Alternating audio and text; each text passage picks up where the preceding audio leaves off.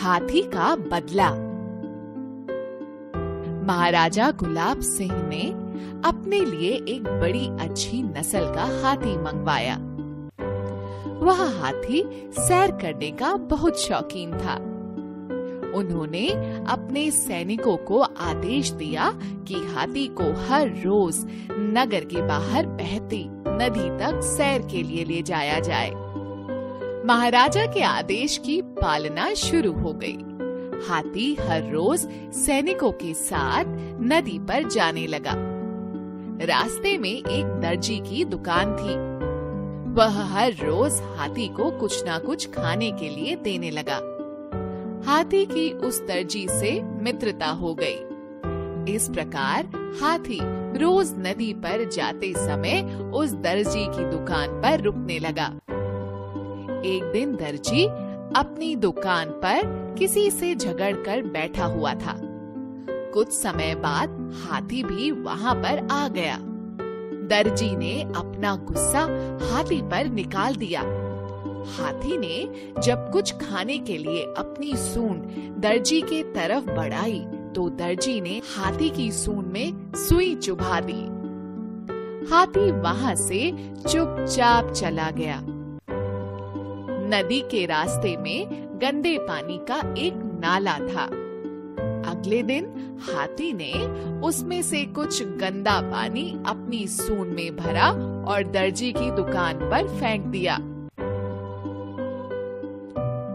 दर्जी की दुकान पर रखे हुए सारे कपड़े खराब हो गए। हाथी ने अपना बदला ले लिया। शिक्षा: कभी किसी का बुरा नहीं करना चाहिए। जितना है बहुत है। समुद्र के निकट एक मछुआरा रहता था। वह मछलियां पकड़कर अपना गुजारा करता था। रोज की तरह एक दिन वह मछलियां पकड़ने समुद्र में गया। उसने जाल फैलाया और शांति से इंतजार करने लगा। वह इंतजार करता रहा, लेकिन जाल नहीं हिला। जाल ना हिलने का अर्थ था कि अभी तक मछलियां नहीं फंसी। शाम हो गई, लेकिन जाल ना हिला। मछुआरा कुछ निराश हो गया। उसे लगा कि आज उसे भूखा रहना पड़ेगा। रात होने को थी। उसने समुद्र से जाल निकालना शुरू किया। तभी उसकी नजर जाल में फंसी एक मछली पर पड़ी।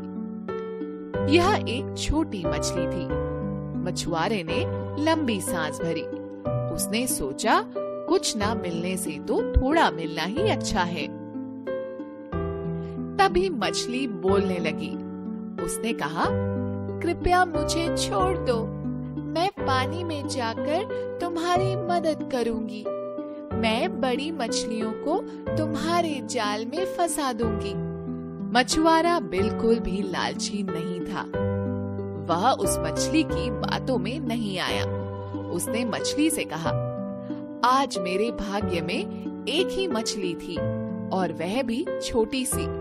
जो मेरे भाग्य में थी वह मुझे मिल गई। अब ज्यादा और बड़ी मछली की मुझे कोई चाह नहीं। ज्यादा की चाह में जो मुझे मिला है उसे मैं खोना नहीं चाहता। यह कहकर मछुआरा वही मछली लेकर अपने घर चला गया। शिक्षा: जितना मिले उसी में खुश रहने की कोशिश करनी चाहिए। Please like, share and subscribe. Thank you.